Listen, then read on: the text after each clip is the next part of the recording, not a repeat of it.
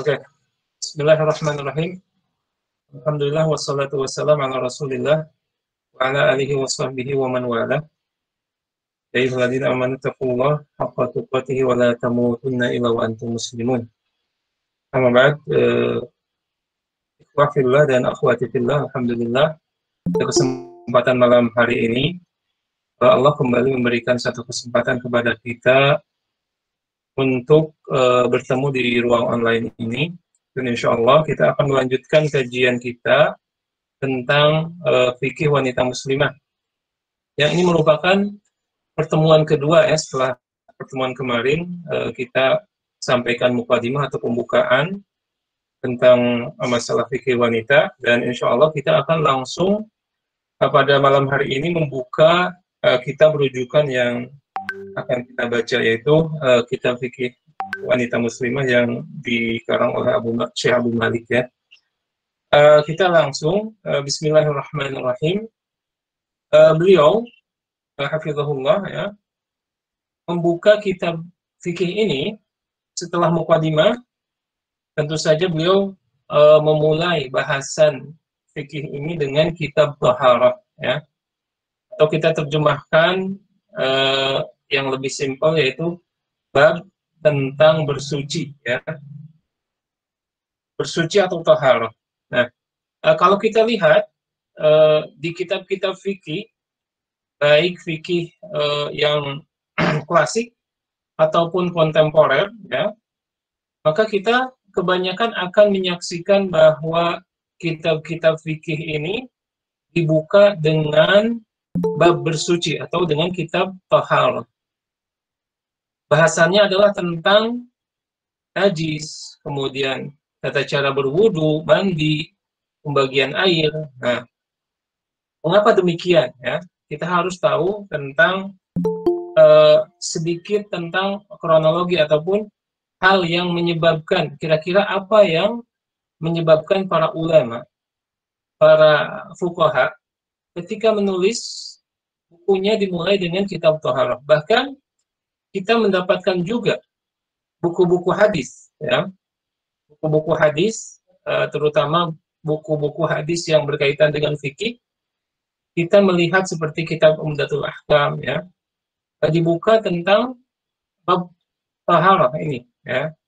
Nah, karena itu kita akan melihat kira-kira motivasinya apa, ya. Tentu saja, kalau kita lihat penerangan para ulama ini, mereka akan merujuk kepada satu ayat dalam Al-Quran. Yang pertama adalah dalam surat Az-Zariyat, yang ayat ini telah kita hafal ya. Wa ma khalaqtul jinna wal insa illa liya'budun. Dan tidaklah aku menciptakan manusia dan jin kecuali untuk beribadah kepadaku. Ya. Ini firman Allah Subhanahu wa taala. Nah, karena di dalam ayat ini disebutkan oleh Allah Subhanahu wa taala tujuan terbesar ya. Mengapa Allah Subhanahu wa taala menciptakan jin dan manusia untuk beribadah kepada Allah Subhanahu wa taala. Ini adalah poin pertama. Berarti ibadah itu cakupannya luas sekali ya. Dan ibadah yang paling mulia, yang paling utama ya. Begitu pula ibadah ini termaktub di dalam rukun Islam ya. Yang paling utama adalah setelah syahadatain, yaitu melaksanakan sholat. Nah, oleh karena itu, ini salah satu poin penting yang harus kita pahami, bahwa mengapa para ulama membuka bukunya dengan kitab Thaharah, karena Allah Subhanahu wa taala menciptakan kita yaitu untuk beribadah, dan ibadah yang paling utama adalah salat ya. Kemudian dalam surat Al-Maidah ayat ke-6 Allah Subhanahu wa taala berfirman, "Idza qumtum ila shalah faghsilu wujuhakum." Ya. Allah Subhanahu wa taala berfirman, jika kalian hendak melaksanakan salat, maka faghsilu wujuhakum. Maka basuhlah wajah-wajah kalian. Ayat ke-6 dari surat Al-Maidah ini berkenaan dengan perintah wudu sebelum melaksanakan sholat. Jadi urutannya seperti apa? Allah Subhanahu wa taala mensyariatkan sholat kepada kaum muslimin, kemudian sebelum sholat ya ada syarat-syarat yang harus dipenuhi, yaitu berwudu atau taharah.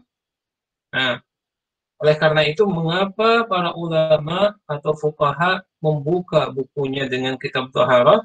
Karena taharah ini adalah salah satu syarat diterimanya salat oleh Allah Subhanahu wa taala, sebagaimana sabda Rasulullah SAW yang diriwayatkan oleh Imam Bukhari dan Muslim, la yaqbalullahu sholata ahadikum idza ahdatsa hatta yatawadda.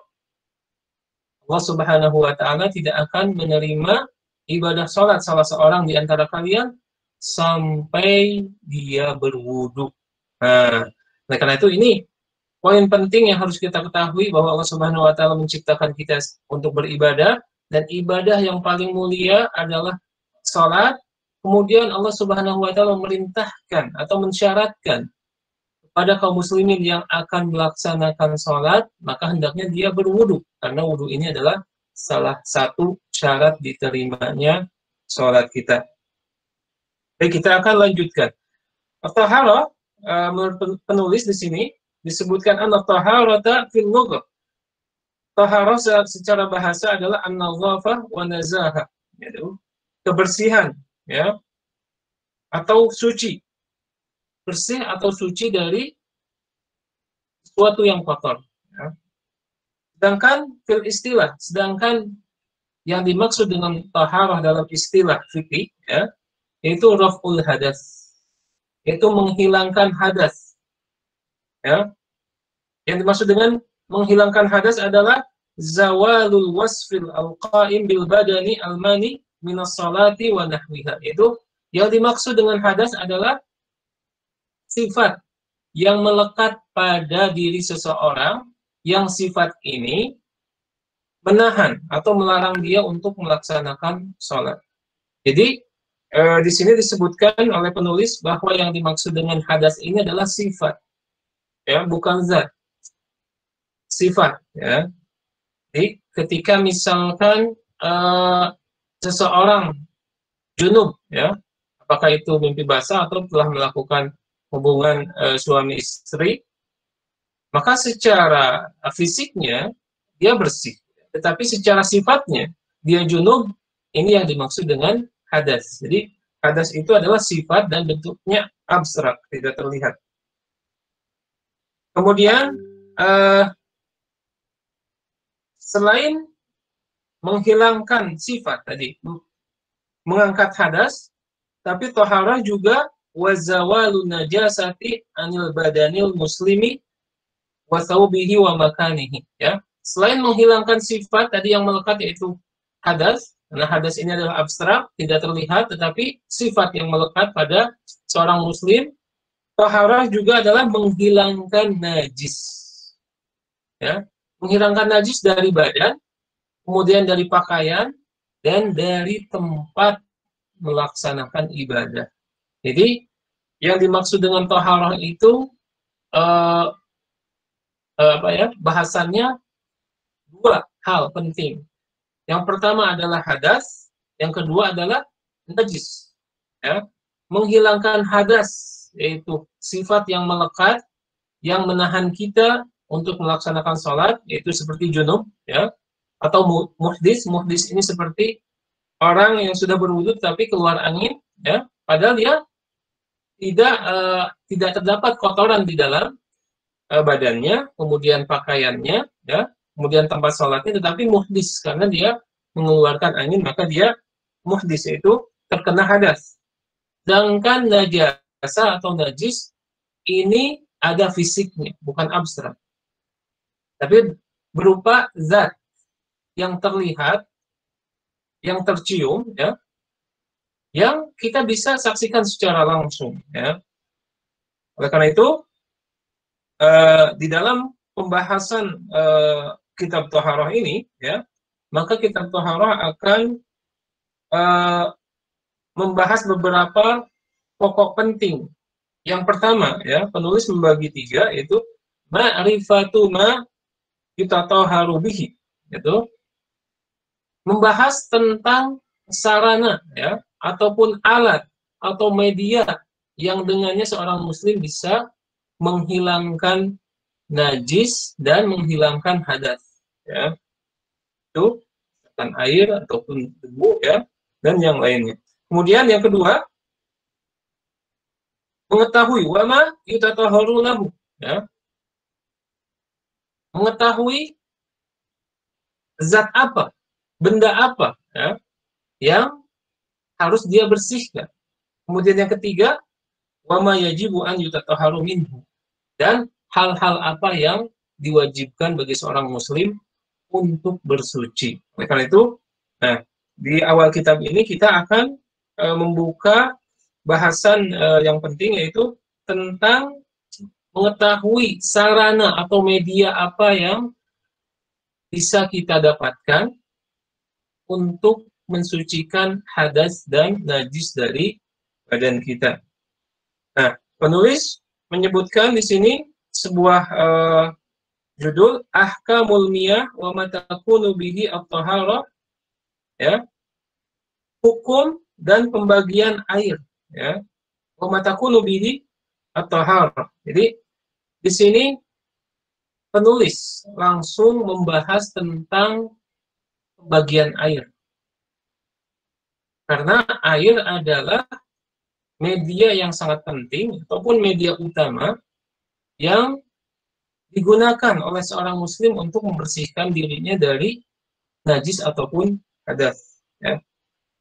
Kemudian penulis menyebutkan di sini la yakhfa alaiki ayatuhal mu'mina annahu la yasihu lakas shalah ma lam takuni taharatan ya, tahiratan. Jadi kita sudah tahu dari hadis tadi yang saya sebutkan bahwa Allah Subhanahu wa taala tidak akan menerima salat kita kecuali dengan taharah. Maka menjadi penting di sini untuk membahas fungsi air, kemudian pembagiannya. Karena ini adalah media utama ya, yang dijadikan oleh Allah Subhanahu wa taala untuk manusia untuk membersihkan najis dan hadas ya. Kemudian penulis di sini pun menyebutkan selain air adalah debu. Ini adalah media alternatif ya. Ketika kita tidak mendapatkan air, tapi pada asalnya ya, Allah Subhanahu wa taala menjadikan air sebagai media utama bagi seorang muslim untuk membersihkan najis dan hadas. Dan kata penulis, air itu dibagi menjadi dua bagian atau dua jenis. Yang pertama al-ma'u tahur. Itu air tahur ya, air yang suci dan mensucikan. Apa yang dimaksud dengan air suci dan mensucikan di sini? Maka penulis memberikan definisi yang sangat singkat, wa huwa al-baqi ala asli khilqatihi. Ya. Air yang tetap pada sifat aslinya. Ini penting bagi kita ya untuk mengetahui mana air yang masih asli ya pada sifatnya dan mana air yang sudah berubah. Karena ini berkaitan dengan diterima atau tidaknya wudhu kita. Ya. Ketika kita salah memilih air, ya, maka wudhu kita tidak sah. Begitu pula ketika wudhunya tidak sah, maka sholatnya pun tidak sah karena kehilangan salah satu syarat diterimanya ibadah. Ya. Di sini air yang dimaksud yang masih pada bentuk aslinya atau sifat aslinya, yaitu setiap air yang keluar dari perut bumi, ya, atau air yang turun dari langit. Nah, ketika kategori umumnya adalah air yang keluar dari perut bumi, ya, seperti apa? Air dari sumur, ya, sumur bor, ya, kemudian mata air, kemudian sungai, ya, begitu juga laut. Ini adalah air-air yang keluar dari bumi. Dan air yang turun dari langit tentu saja ini adalah air hujan. Dan termasuk air yang disebutkan, yang dimaksud oleh penulis, termasuk adalah salju, ya. Kemudian air embun, maka ini pun sama termasuk kategori air yang masih pada sifat aslinya, ya. Kemudian penulis menyebutkan satu ayat sebagai dalil, ya.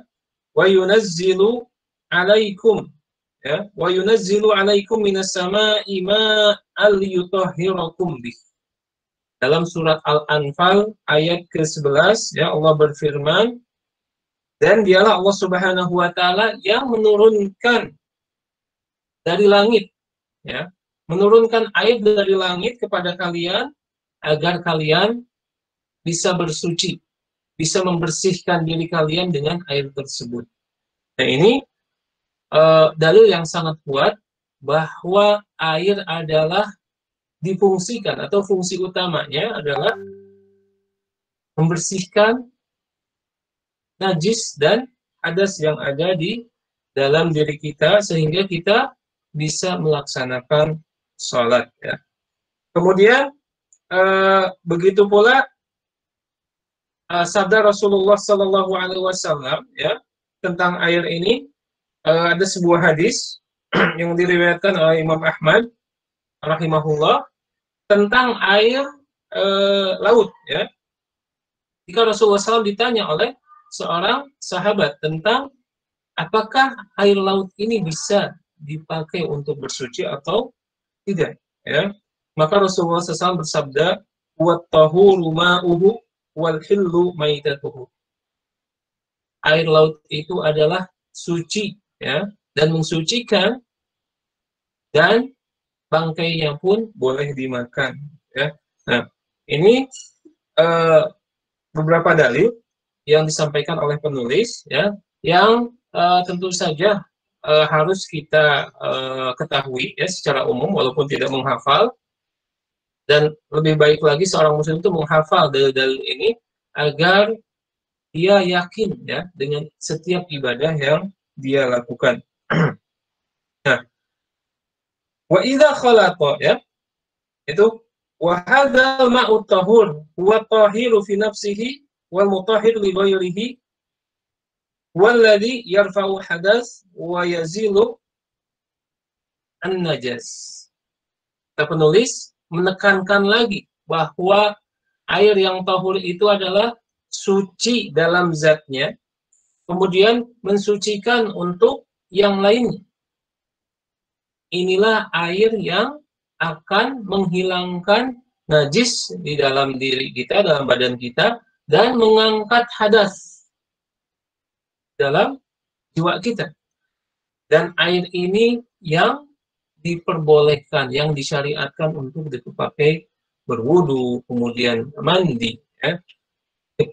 Nah, ketika air, ya, air tidak mempunyai kategori atau sifat tadi suci dalam dirinya atau sifatnya, ya, kemudian mensucikan untuk yang lain, maka ketika kehilangan salah satu dari sifat air ini, maka ini tidak dikategorikan sebagai air tahur, tidak dikategorikan sebagai air yang sah untuk digunakan bersuci, ya. Contohnya, wa idza khalatal ma' tahur bi syai'in min at-tahirat fataghayyara syai'an min awsafihi wa huwa bakin ala tuhuriyatihi, ya, madama dakhilan fi musammal ma', ya. Ketika air yang suci tadi, ya, tercampur dengan sesuatu yang suci, ya, dan tidak merubah. Jadi airnya suci, ya, seperti air sumur atau air sungai, kemudian tercampur masuk ke dalam air tersebut, tapi benda tersebut adalah benda yang suci. Kemudian tidak merubah sifat-sifat air tersebut. Sifatnya apa? Sifatnya, warnanya, rasanya, baunya, ya. Maka tidak berubah sifat-sifatnya ini dan tetap dalam keadaan sifat aslinya, maka ini tidak mengapa dan masih terkategori air yang tahur, air yang suci dan mensucikan, ya.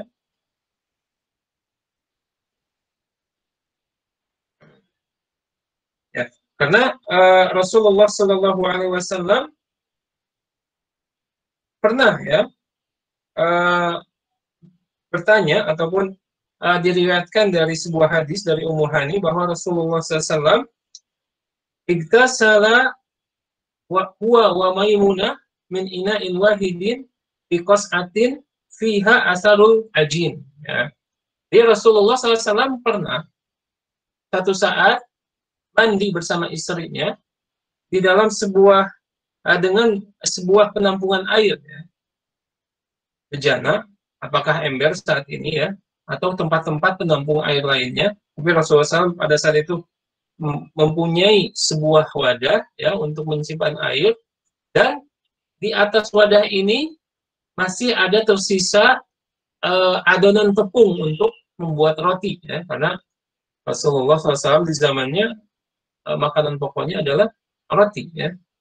Kemudian Rasulullah SAW mandi dengan air tersebut ya, artinya mandinya mandi besar ya. Kemudian Rasulullah SAW artinya mengkategorikan ya bahwa air ini walaupun tercampur dengan bekas adonan tepung untuk roti, maka tetap Rasulullah SAW menggunakannya untuk mandi besar karena tercampurnya air ini dengan sesuatu yang suci ya, dan tidak merubah sifat air tersebut, maka ini masih terkategori air yang tahur, yaitu suci dan mensucikan ya. Adapun ketika air tersebut tercampur ya dengan sesuatu yang suci juga tetapi merubah sifatnya ya, maka ini sudah keluar dari definisi air yang suci dan mensucikan. Ini tidak boleh dipakai untuk berwudu ataupun mandi besar. Misalkan air yang tercampur dengan buah-buahan menjadi air jus, gitu ya. Maka ini tidak dikategorikan air suci mensucikan karena namanya pun sudah berubah. Ketika air bercampur dengan jeruk, ya, dan jeruknya banyak, gitu ya, otomatis warna airnya berubah menjadi warna jeruk, ya, orange. Kemudian rasanya itu berubah, ya, jadi manis. Maka walaupun suci, ya, tapi dia tidak mensucikan untuk yang lainnya. Maka ini tidak terkategori air tahur, yaitu suci mensucikan. Ya. Ketika tercampur dengan sesuatu yang suci, ya, buah-buahan. Kemudian sekarang ada sirup, ya, misalkan sirup-sirup tertentu, apalagi ketika musim lebaran, ibu-ibu beli sirup ya untuk menjamu tamunya, atau ini kan tradisi ya. Tiba-tiba sirup ini terjatuh, katakanlah terjatuh ke dalam sebuah bejana yang ada airnya, karena sirupnya banyak, ya, warnanya berubah, kemudian rasanya berubah. Ini tidak disebut air lagi, ya, tetapi menjadi sirup, jus, ya. Atau air yang tercampur dengan sesuatu yang suci juga. Misalkan bapak-bapak nyeduh kopi atau ibu-ibu nyeduh kopi untuk suaminya, ya. Walaupun kopi ini suci, tidak najis, tapi merubah, ya. Merubah, apalagi kalau airnya sedikit, maka airnya menjadi hitam, gitu ya. Kemudian rasanya ada pahit-pahitnya, ditambah gula ada sedikit manis. Walaupun itu suci, tetapi tidak mensucikan, ya. Ini yang dimaksud dengan air tahir saja, bukan tahur, ya. Jadi dari air yang suci ini terbagi menjadi dua, ya. Ada air suci dan mensucikan, dan ada air suci saja tapi tidak mensucikan untuk yang lainnya. Ini adalah pembagian pertama, yaitu air yang tahur, ya. Kemudian yang kedua adalah air yang najis. Jadi pembagian pertama adalah air yang suci, dan air yang suci ini dibagi menjadi dua. Ada suci dan mensucikan, ada suci saja. Jadi yang pertama itu yang bisa dipakai untuk bersuci, untuk berwudu dan mandi. Adapun yang kedua hanya suci saja seperti jus, kopi, teh, ya. Maka ini tidak boleh dipakai untuk berwudu ataupun mandi, ya. Oke. Kemudian Yang kedua, pembagiannya adalah air najis. Ya, air najis seperti apa? Wa huwa alladhi khalatathu najasatu wa asarat fi ahadi awsafihi. Ya. Air najis ini adalah air yang bercampur dengan benda najis. Yang benda najis ini merubah salah satu sifat air tersebut. Sifat air itu ada berapa? Ada 3. Pertama, warnanya. Yang kedua, rasanya. Yang ketiga, baunya. Ya. Maka ketika air tersebut bercampur dengan sesuatu yang najis, ya, dan berpengaruh, merubah salah satu sifatnya saja, maka ini dikategorikan sebagai air najis. Contohnya, ya, air yang bercampur dengan air kencing. Ya. Air kencing, ya, ini pasti berubah salah satu sifatnya atau mungkin seluruh sifatnya. Ya. Bisa berubah, yang tentu akan merubah adalah baunya. Sudah ketahuan ketika air tercampur dengan air kencing. Ketika misalkan ibu-ibu, ya, sekarang masih punya anak di sini, ketika memandikan anaknya, dimasukkan ke dalam sebuah tempat penampungan air, ya, khusus untuk bayi, biasanya tuh apa namanya tuh baskom mungkin, ya, dan pakai air hangat. Tiba-tiba bayinya tuh pipis di tempat tersebut. Apabila berubah, ya, berubah salah satu sifatnya, maka air tersebut dihukumi.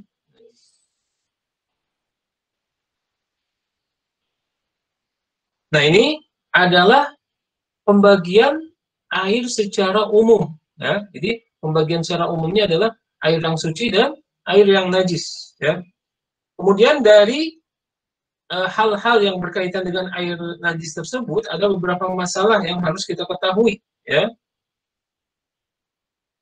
Yang pertama adalah al-ma'u al-mutasaqqitu min a'dha'il wudu wa nahwihi, ya, baqin ala tahuriyatihi wa yajuz an yutatahharu bihi maratan ukhra.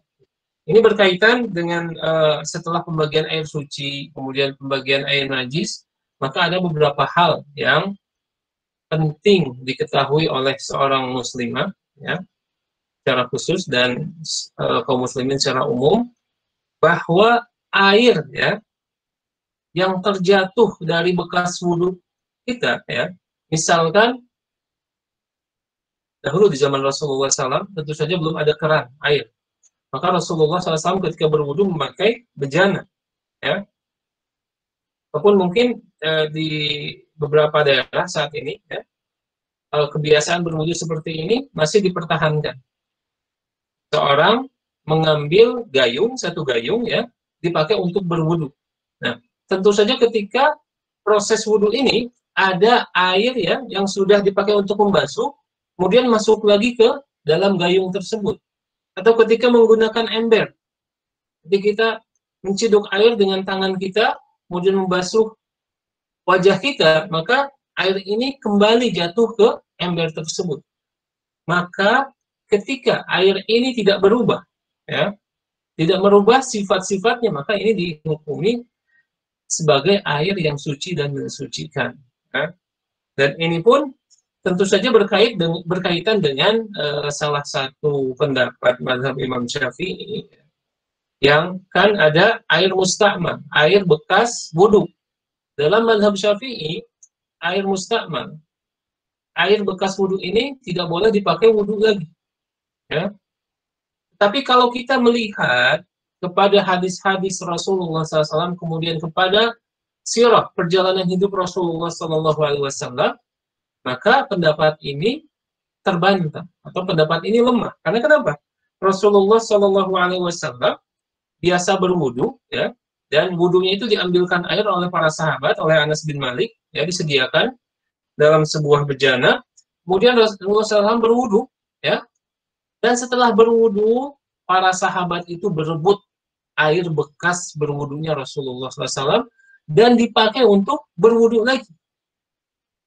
Ya, seandainya air tersebut tidak boleh dipakai berwudu, maka akan ada keterangan dari Rasulullah SAW yang menerangkan hal tersebut. Karena kenapa? Rasulullah SAW itu hidup di zaman wahyu. Kalau ada kesalahan, ya, kalau ada kekeliruan, pasti turun ayat ataupun ada hadis yang akan mengkoreksi perbuatan tersebut. Ya.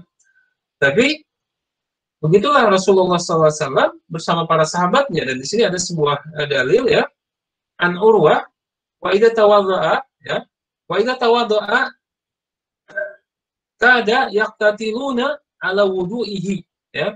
Jadi para sahabat saking cintanya terhadap Rasulullah SAW, ya, sampai-sampai bekas air wudunya pun mereka berebut, dan ini diperbolehkan, ya, secara syar'i ketika Rasulullah SAW-nya hidup, ya, masih hidup. Jadi berebut air wudhu Rasulullah SAW itu sesuatu yang biasa di kalangan para sahabat. Maka dari sini, dari Urwah disebutkan bahwa mereka yang berebut itu seakan-akan saling bertengkar ataupun saling berkelahi, ya, seakan-akan akan saling membunuh. Karena kenapa? Ingin, ya, bertabaruk dengan air bekas wudhu Rasulullah SAW. Dan Rasulullah SAW itu membawa berkah, ya, baik dari tentu saja akhlaknya, badannya, keberadaannya, termasuk bekas-bekas atau benda-benda yang bekas dipakai oleh Rasulullah SAW. Ya. Nah, kemudian dalam hadis Bukhari, anna Nabiya SAW kana yagtasilu huwa wal mar'atu min nisa'ihi min ina'in wahid. Ya. Imam Bukhari meriwayatkan sebuah hadis bahwa Rasulullah SAW karena biasa, gitu ya, biasa mandi, ya, dengan para istrinya, ya. Jadi dengan istrinya, ya. Ketika misalkan sekarang bagiannya di Aisyah, ya, dan mandi junub, Rasulullah SAW itu biasa mandi bersama dari satu bejana atau dengan satu bejana, ya. Nah, seandainya kalau hal tersebut, ya, ataupun ketika air mandi ini kalau sudah disentuh, ya, oleh Rasulullah SAW dan akan najis, ya, maka niscaya mandi berdua itu tidak disyariatkan, ya, karena sudah tentu akan ada sebagian air masuk ke dalam bejana tersebut. Tapi karena memang ketika air yang sudah dipakai untuk berwudu atau mandi itu tidak berubah airnya, ya, tidak berubah sifatnya, maka ini dihukumi sebagai air yang tahur, suci, mensucikan, boleh dipakai untuk berwudu, ya. Kemudian hal penting yang kedua adalah la taslubu tuhuriyatu minal ma'i bisyak di anal asl tahara wa mata syakka bana alal yakin, ya. Jadi ketika kita, ini sering, ya, sering terjadi di dalam kehidupan kita sehari-hari. Jadi pada asalnya air itu adalah suci, ya, kecuali ada tanda-tanda yang merubah sifatnya. Dan ini sering terjadi dalam kehidupan kita sehari-hari. Ketika kita masuk kamar mandi, toilet, ada sebuah ember di bawah, kita langsung ragu, ini air suci atau najis? Ini air bersih atau tidak? Nah, ini pentingnya ketika kita mengetahui atau belajar fikih. Itu dihukumi dengan hukum asal. Pada asalnya air itu adalah suci, kecuali ada perubahan salah satu dari sifatnya. Ketika kita sudah melihat perubahannya, maka itu dihukumi najis, ya, ketika misalkan tercampur dengan najis. Tetapi ketika kita melihat air tersebut tetap pada sifatnya yang asli, ya, kita masuk ke dalam kamar mandi, kemudian ada sebuah ember di bawah, ya, kemudian kita lihat airnya bersih, bening, kemudian tidak ada tanda-tanda sesuatu masuk, maka itu adalah air suci. Boleh digunakan untuk berwudu, ya. Boleh digunakan untuk mandi besar, dan ini akan mengangkat najis dan mengangkat hadas dari badan kita. Kemudian yang ketiga, ya, di sini ada beberapa hal, ya, najis yang terdapat dalilnya dari Al-Quran atau As-Sunnah. Yang pertama adalah tentu saja najis yang disepakati, ya, ini. Karena kan di dalam berbagai mazhab ini najis itu diperselisihkan. Ada beberapa hal yang diperselisihkan, seperti misalkan muntah ataupun hal-hal yang lain. Tetapi penulis menyebutkan ada beberapa hal yang disepakati ini sebagai najis. Yang pertama adalah kotoran manusia, ya. Kemudian yang kedua adalah air kencingnya pun najis. Dan ini berdasarkan ijma kaum muslimin dan berdasarkan hadis-hadis Nabi Shallallahu Alaihi Wasallam, ya, dan kesepakatan para ulama. Dan di sini ada sebuah hadis, ya, yang diriwayatkan oleh Abu Dawud dengan sanad yang sahih, bahwa Rasulullah Shallallahu Alaihi Wasallam pernah ditanya ataupun pernah bersabda tentang masalah kotoran manusia, ya. Idza wati'a ahadukum bina'lihi al-adza, ya, fa inna turab lahu tahurun, ya. Jadi sabda Rasulullah SAW, jika sendal kalian menginjak kotoran manusia, ya, maka sesungguhnya debu, ya, debu yang kita injak itu akan mensucikannya. Di sini di hadis tersebut dengan jelas, ya, bahwa Rasulullah SAW menyebutkan bahwa kotoran manusia itu adalah najis. Karena kenapa? Karena bisa disucikan oleh debu, ya. Disebutkannya disucikan berarti konsekuensinya adalah kotoran tersebut adalah najis. Adapun tentang air kencing, ini tentang air kencing hadisnya banyak sekali. Salah satunya adalah hadis yang terkenal seorang Arab Baduy yang masuk Masjid Nabawi, kemudian kencing di salah satu sudut Masjid Nabawi, ya. Nah, ini hadisnya pun sahih, diriwayatkan Imam Bukhari dan Muslim, ya, bahwa satu ketika ja'a Arabiyyu fabala fi ta'ifatil masjid, ya, fajazarahun nas fanahumun Nabi sallallahu alaihi wasallam, bahwa satu hari seorang Arab Baduy masuk ke dalam masjid, kemudian kencing di salah satu sudut Masjid Nabawi, maka para sahabat saat itu marah, gitu, ya. Tapi Nabi SAW menahan marah para sahabat, ya, melarang para sahabat untuk marah terhadap orang Baduy tersebut. Karena kenapa? Salah satu alasannya belum tahu. Yang kedua, ketika sedang pipis kemudian suruh ditahan, ini akan mendatangkan kemudaratan yang baru, ya. Pasti sakit, gitu, ya. Akan mendatangkan penyakit. Makanya Nabi SAW menahan para sahabat untuk memarahinya. Tapi setelah Arab Baduy ini selesai kencing, maka Nabi SAW memerintahkan salah seorang sahabat untuk mengambil seember air dan membasahi ataupun mengguyur tempat kencing yang tadi dilakukan oleh Arab Baduy tersebut, ya. Ini kotoran manusia, ya, dengan kencingnya itu adalah najis. Kemudian yang ketiga dan keempat adalah madhi dan al-wadhi, ya. Madhi ini adalah air yang keluar, ya, dari kemaluan, dan biasanya keluar ketika apa? Ketika seseorang hasrat seksualnya mulai naik, maka akan mengeluarkan air yang kental, ya, yang bening. Nah, air tersebut adalah air yang najis dan harus dibersihkan.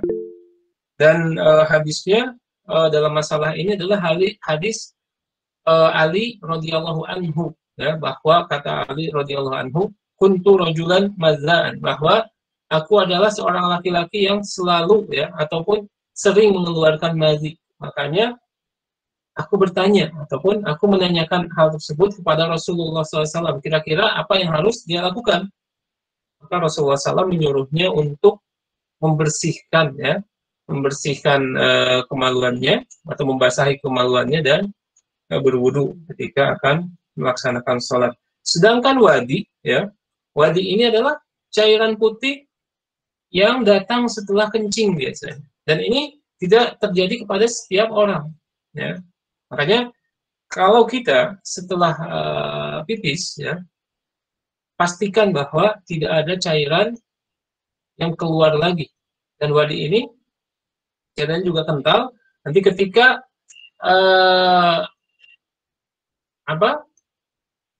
mengenai misalkan pakaian dalam kita, nanti akan terlihat bekasnya. Dan ini dihukumi sebagai najis ya, yang harus dibersihkan. Kemudian yang kelima adalah haid. Ya, darah haid ini adalah najis. Kemudian di sini penulis menyebutkan wasairud dam dan darah-darah yang lainnya. Ini termasuk najis ya. Dan insya Allah masih ada beberapa kategori najis ya. Oke, kita lanjutkan. Ada 3 lagi ya.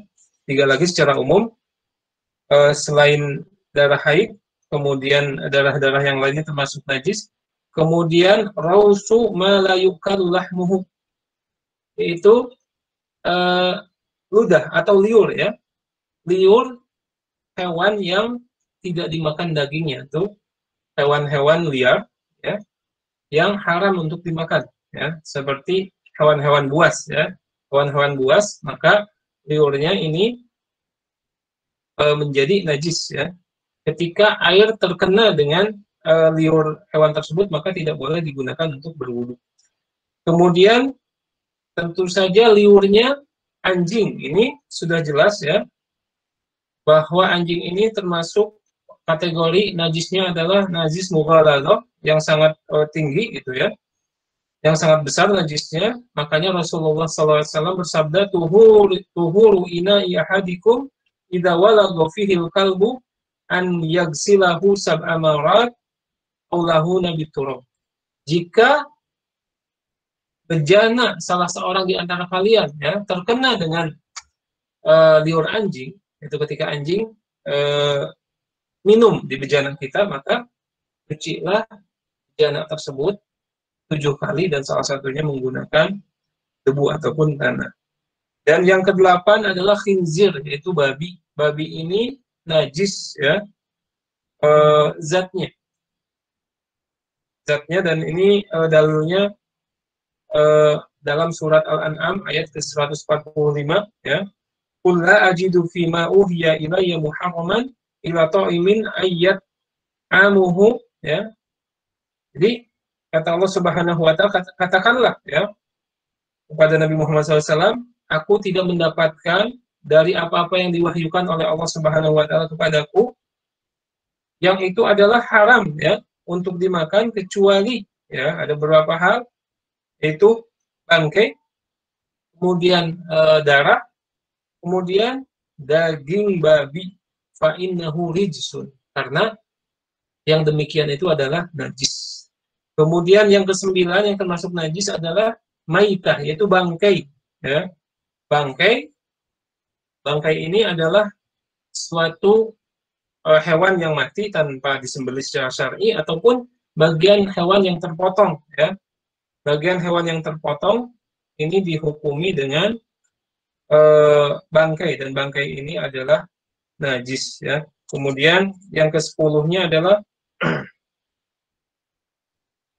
tuur. Jadi hampir sama ya, yaitu liur, hewan-hewan yang buas ya, yang tidak dimakan dagingnya. Oke. Nah, dari sini sebenarnya ada bahasan-bahasan rincinya ya, tapi mengingat waktu yang terbatas, insya Allah kita akan lanjutkan pembahasannya secara rinci pada pertemuan yang akan datang ya. Dan mudah-mudahan apa yang kita baca, apa yang kita dengar, pada malam hari ini menjadi sebuah ilmu yang bermanfaat, khususnya bagi saya pribadi dan umumnya kepada akhwati fillah yang hadir di dalam kajian ini. Wassallallahu ala nabiyyina Muhammadin wa ala alihi washabbihi ajmain. Ya. Saya cukupkan kajiannya sampai sini. Insya Allah jika ada hal-hal yang mau didiskusikan atau dipertanyakan, saya silahkan.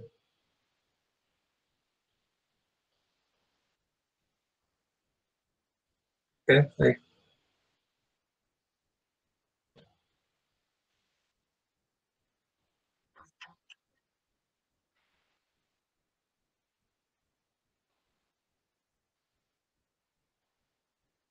Ya, baik. Saya jawab dulu ya. Bismillahirrahmanirrahim. Wassalatu wassalamu ala Rasulillah. Eh, air air ini terkategori air yang suci ya. Karena kenapa? Sebenarnya air ini tidak berubah dengan sesuatu yang najis. Pertama itu yang harus diyakini.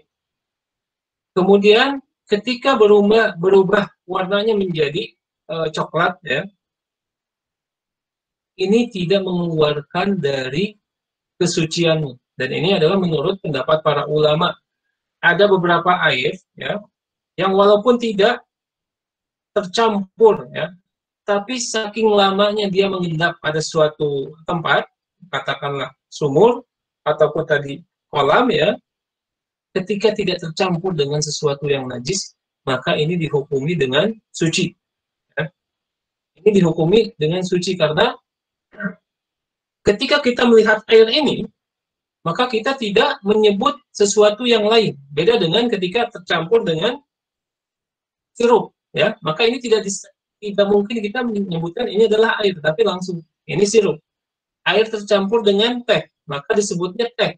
Air tercampur dengan kental manis, jadinya susu, gitu ya, atau dengan kopi. Ini kita langsung secara spontan ini adalah kopi. Namanya langsung berubah. Tetapi ketika air tadi yang dari sungai mengalir ke sawah, kemudian ditampung ke empang, ketika ditanya atau ketika melihat itu adalah air. Namanya saja tidak berubah. Ya. Adapun perubahan sedikit dari warnanya karena bercampur dengan sesuatu yang tidak najis, atau perubahannya karena terlalu lama berdiam atau mengendap di satu tempat, maka ini tidak merubah namanya, tidak merubah sifatnya dari kesucian air, maka ini diperbolehkan untuk dipakai berwudu dan boleh dipakai untuk mandi junub. Dan najis serta hadasnya terangkat, sah untuk dipakai sholat. Barakallahu fiik.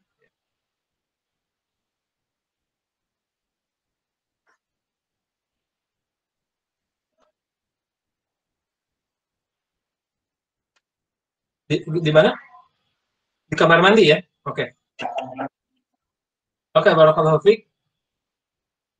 Tempat wudhu di kamar mandi ini tidak menjadi masalah, apalagi ya untuk wanita muslimah ketika berada di tempat-tempat umum, katakanlah di masjid di luar ya, terutama misalkan di mall ya sekarang, ibu-ibu di pasar atau di tempat rekreasi ataupun sedang di perjalanan. Biasanya tempat wudhunya ya sangat terbatas. Ketika tidak dipisah antara tempat wudhu laki-laki dan perempuan, maka sebaiknya ibu-ibu itu berwudhu di dalam toilet. Ya, karena berwudhu di dalam toilet ini sah selama kita aman terkena najis. Apalagi toilet-toilet sekarang ya dibangun memang bersih. Gitu ya. Dan mungkin dibersihkan. Artinya ketika kita sudah masuk toilet, kemudian buang air ataupun pipis, maka bekas pipis dan buang air tersebut sudah tidak terlihat, aman, baru di situ kita berwudu ya. Dengan wudu yang sempurna, tentu saja ada beberapa adabnya. Tidak boleh membaca basmalah di dalam kamar mandi, tidak boleh menyebut nama Allah di kamar mandi, cukup membaca basmalahnya dalam hati saja.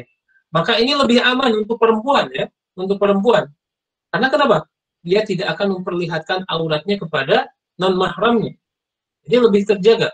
Silahkan wudhu di tempat mandi, apalagi mungkin di sebagian tempat ya, atau sebagian orang tidak mempunyai toilet kecuali satu di rumahnya, kemudian tidak ada tempat wudhu khusus, maka Allah Subhanahu Wa Taala memberikan kemudahan. Tidak mengapa wudhu di toilet selama tadi bersih dari najis, kemudian kita pun aman untuk terkena najis, maka wudhunya sah dan boleh digunakan untuk sholat.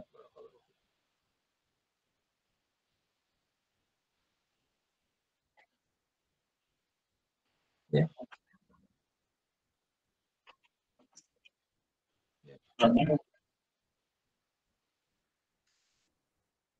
Oke, baik. Barakallahu fikum. Ini sebenarnya wasilah ya, sarana. Sarana itu berkembang dan tidak menjadikan sesuatu ibadah menjadi sah atau tidak sah. Selama dari sarana ini tidak melanggar aturan-aturan dan adab-adab syariat. Ya. Rasulullah SAW pun ketika dahulu walaupun memakai gayu, ya, tapi sempat juga Rasulullah SAW dibantu wudhunya oleh sahabat, terutama oleh Anas bin Malik, ya, disediakan airnya, kemudian dibantu untuk mengucurkan airnya. Ini pun pernah terjadi di zaman Rasulullah SAW. Jadi kalaupun diambil kesimpulan keran ini sebenarnya tidak bermasalah, ya, selama tadi keran itu dihindari. Kenapa? Ketika air yang dikeluarkan terlalu berlebihan, dan ini kita termasuk kategori mubazir, tabzir, ya. Ini tentu saja ini harus diperhatikan, ya.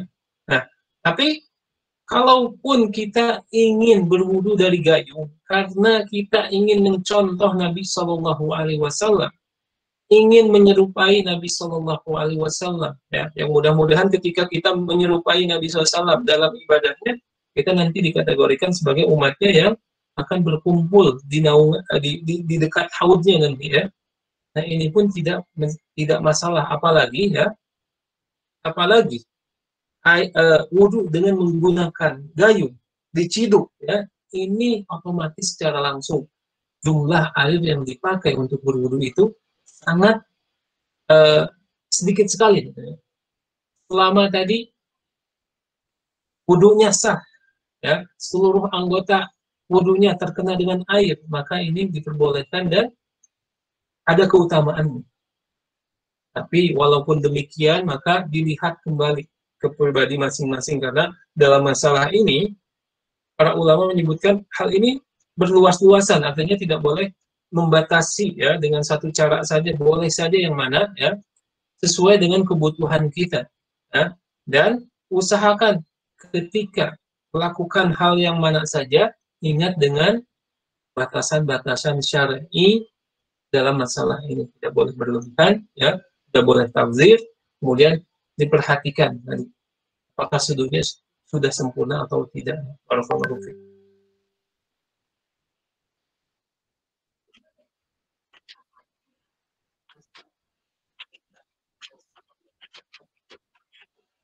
Oke, baik.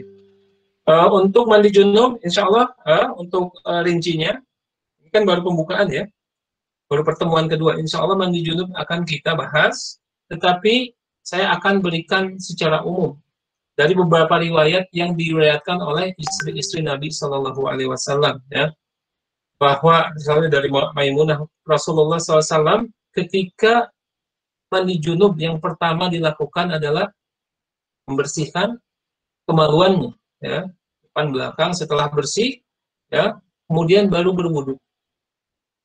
berwudu dengan wudu yang sama seperti beliau lakukan akan sholat.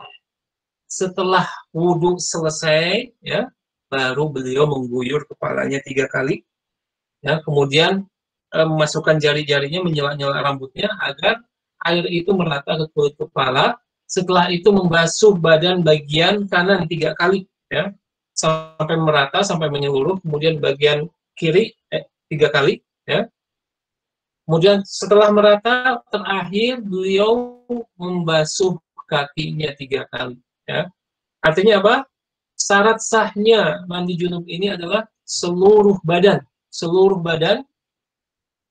terkenai air, ya, terkenai air.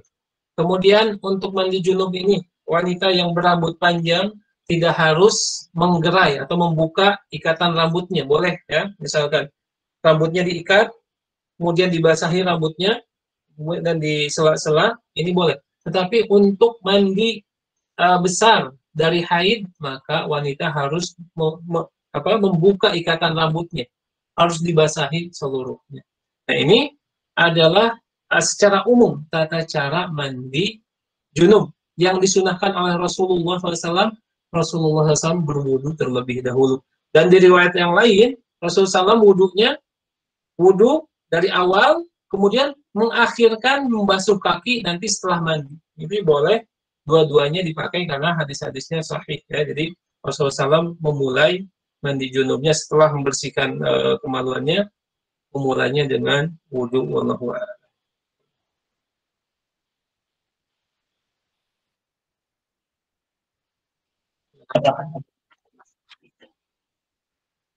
Keputihan ya, ini akan dibahas mungkin di pertemuan yang akan datang ya, dan tentu saja nanti ada perbedaan pendapat. Kita akan lihat, tapi pada asalnya keputihan ini adalah najis ya, karena keluar dari kemaluan. Insya Allah secara detailnya akan kita bahas di pertemuan yang akan datang.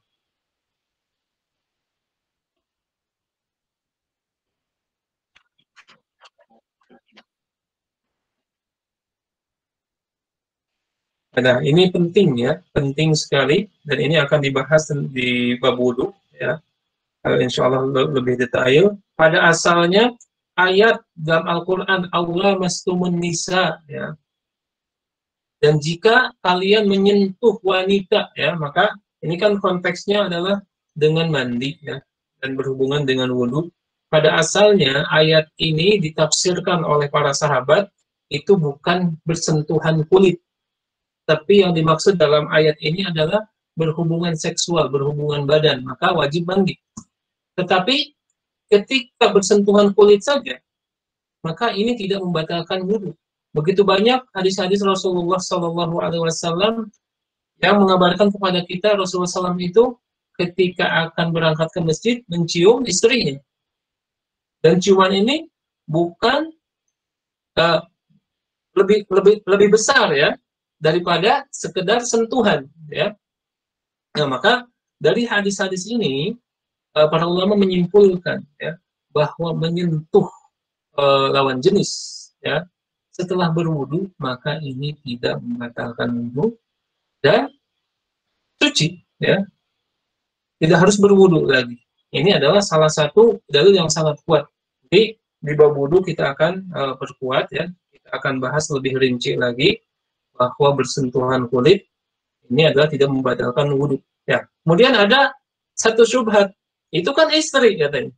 Iya, karena kan dalam ayat tersebut Allah mastumun nisa, atau menyentuh wanita ya, dan istri itu wanita ya, tidak ada hubungan dengan mahram dan mahram, pokoknya dalam ayat tersebut itu kan wanita yang disebut. Jadi tidak ada kekhususan di sini mengkategorikan kalau dengan istri tidak batal, dengan yang lain batal. Ini beda bahasan ya, karena menyentuh bukan mahram itu adalah terlarang. Nah, ini adalah bahasannya, tetapi kalau disambungkan dengan bahasan wudhu nanti tidak pas gitu ya. Pada asalnya menyentuh wanita manapun ya, baik mahram non mahram ya. Katakanlah ketika yang contoh yang realnya adalah ketika kita di Masjidil Haram, ketika sedang tawaf, apalagi sedang penuh berdesak-desakan, ini tidak mungkin dihindari ya. Kita apalagi laki-laki memakai pakaian ihram ya, badannya sebagian terbuka, kemudian harus berdesak-desakan, pasti terkena dengan wanita lain yang bukan mahramnya. Apalagi misalkan saya membimbing umroh ya, kadang-kadang ketika tawaf ini ada ibu-ibu yang sudah sepuh, tua gitu ya, karena dia takut hanya terus mendekati saya, itu otomatis pasti bersentuhan kulit gitu ya. Ini tidak mengapa, tidak membatalkan wudhu Allah. Ya.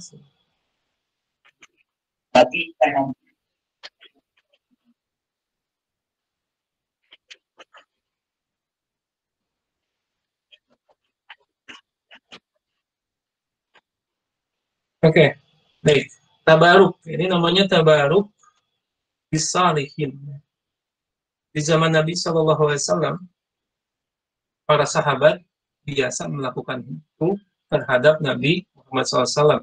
Kalau kita lihat ya, pengen jelasnya baca buku atau kitab Syama'il Muhammadiyah dan sudah diterjemahkan. Ada beberapa hadis tentang masalah ini bahwa para sahabat dahulu ketika bertemu dengan Rasulullah SAW, ketika berbaiat kepada Nabi SAW, ada salah seorang sahabat ketika berbaiat itu memasukkan tangannya ke kerah Nabi SAW. Jadi di zaman Nabi SAW, Nabi juga punya baju yang punya kerahannya, ada belahan di dadanya. Dan para sahabat ketika datang, saat itu ada seorang sahabat mendatangi Nabi Muhammad SAW untuk berbaiat, ya, memasukkan tangannya ke dalam pundak ataupun dada Nabi SAW untuk mengambil keberkahan. Ya. Kemudian Maimunah, istri Nabi SAW, mengumpulkan keringat Nabi Muhammad SAW dan ditampung dalam sebuah botol, dan disebutkan bahwa keringat Nabi SAW itu tidak seperti keringat kita. Gitu ya. Kalau kita makan yang bau-bau, keringatnya bau. Gitu ya.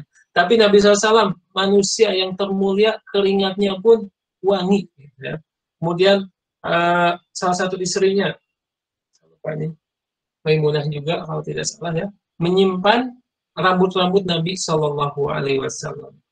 Tetapi ini bukan dalil secara umum kepada setiap orang yang berilmu, orang-orang saleh, ya, melakukan hal yang sama.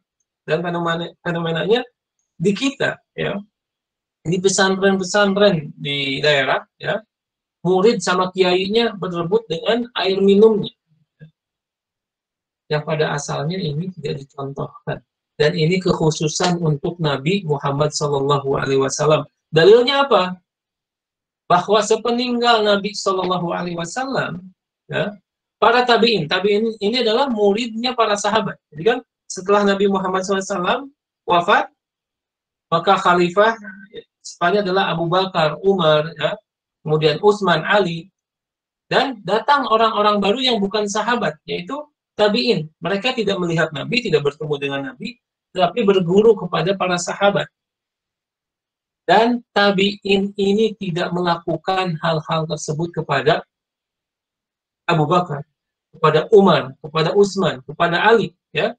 Yang walaupun keempat sahabat ini yang terutama, ya, ini adalah orang-orang yang mulia. Bahkan Nabi SAW pernah bersabda, seandainya ada Nabi setelahku, pasti itu adalah Umar. Ini kemuliaan yang sangat besar. Kemudian tentang Abu Bakar, kalau seandainya iman Abu Bakar disimpan dalam satu daun timbangan dan bumi di daun yang lain, maka masih berat imannya Abu Bakar. Tapi para tabiin, murid-muridnya sahabat, tidak melakukan tabaruk kepada mereka. Bahkan sebagian sahabat melarang para tabiin untuk berlaku berlebihan terhadap para sahabat. Ini dalil penting yang harus kita pahami, bahwa tabaruk, mencari berkah, itu khusus kepada Nabi Muhammad SAW. Tidak berlaku kepada setelahnya. Kalau sahabat aja enggak, apalagi kiai yang jauh, ya, kemuliaannya dari para sahabat. Karena itu difahami, ya, bahwa ketika Allah Subhanahu wa Ta'ala berfirman, fa in amanu bimisli, ya, bimisli ma amantum bihi faqad ihtadaw. Allah Subhanahu wa Ta'ala, jika mereka beriman sepertinya iman kalian, yaitu para sahabat, maka sesungguhnya mereka telah mendapat petunjuk. Jadi yang menjadi prototipe atau percontohan kita beragama adalah bagaimana sahabat memahami ilmu yang datang dari Rasulullah SAW. Kalau sahabat melakukan, itu menjadi sunnah. Kalau tidak ada dalil dari sahabat, maka itu ditinggalkan. Ya, barakallahu fikum. Baik.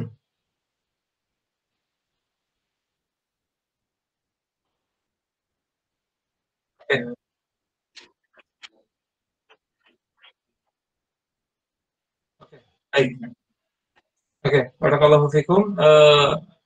Ikhwah fillah dan akhwati fillah, jazakumullah khair, barakallahu fikum atas partisipasinya dalam kajian ini.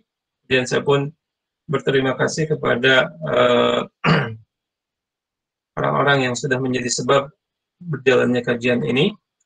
Dan kita berdoa kepada Allah Subhanahu wa taala, semoga Allah Subhanahu wa taala memberikan kefahaman, ya, membukakan hati kita dengan hidayahnya sehingga kita menjadi orang yang difahamkan oleh Allah Subhanahu wa taala tentang masalah agamanya, ya.